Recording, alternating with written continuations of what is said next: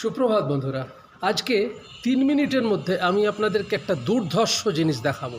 চলুন। আপনারা তো মাঝে মাঝে মনে কষ্ট পান যে আমাকে এ ভালোবাসলো না, ও কথা বললো না, ও পাত্তা দিল না, ও ছুঁড়ে ফেলে দিল, এরকম অনেক কষ্ট পান না? চলুন আজকে আপনাদেরকে কথা না বাড়িয়ে বরঞ্চ দেখাই জিনিসটা। চলুন দেখতে। তার আগে আপনাদেরকে এই জিনিসটা দেখাই। দেখুন আগে। দেখুন বন্ধুরা, এই থালাটা হচ্ছে একদম পরিপূর্ণ থালা, আর এই থালাটা খাবার হয়ে যাবার পর এঁঠো থালা। কি দেখতে পেলেন?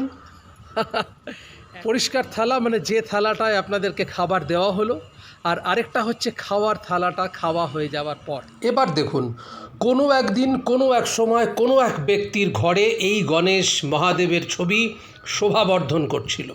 এটা হয়তো মেনে নিলাম যে পুজোর জন্য নয়, কিন্তু শোভাবর্ধন করবার জন্য তিনি এনেছিলেন গণেশ ঠাকুর, মহাদেব, শিবলিঙ্গের ছবি, এমনকি মহাদেবের স্টিকার পর্যন্ত।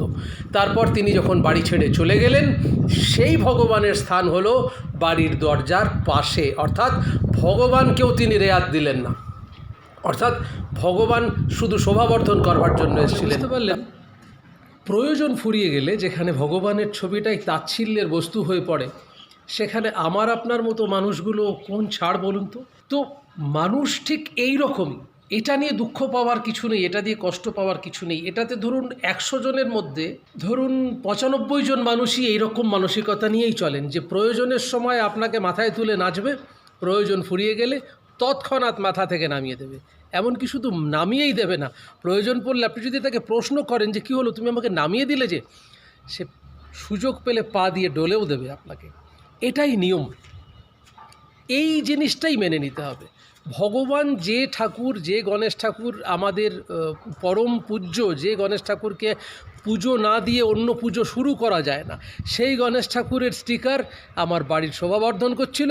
আবার সেই গণেশ ঠাকুরই আমি যখন বাড়ি ছেড়ে চলে বেরিয়ে পড়লাম, তখন সেই গণেশ ঠাকুরটা আর নিয়ে যাওয়া হলো না। কারণ নতুন বাড়িতে নতুন গণেশ আসবে হয়তো, বা নতুন ধরনের স্টিকার আসবে হয়তো, এটা পুরনো গণেশ, তাই এটাকে দোরগোড়ায় ফেলে রেখে চলে যাও। এটাই মানুষের নীতি, এটাই মানুষের নিয়ম। এইটাকেই মেনে নিতে হবে, এটাকেই মন থেকে বিশ্বাস করতে হবে। আর এটাই এইভাবেই চলে আসছে, একে অপরের সঙ্গে এইভাবেই আচরণ করে। কারণ দেখুন, আজকে আপনার যখন মনে হচ্ছে যে আপনাকে ওই মানুষটা তুচ্ছ তাচ্ছিল্য করছে, ছুঁড়ে ফেলে দিচ্ছে, একটা দিন দেখবেন তাকেও কিন্তু আরও একজন কেউ তুচ্ছ তাচ্ছিল্য করছে, ছুঁড়ে ফেলে দিচ্ছে। এইভাবেই একটা সাইকেল তৈরি হয়, এইভাবেই একটা চক্র চলে মানুষের জীবনে।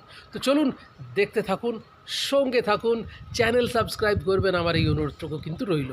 ভালো থাকবেন।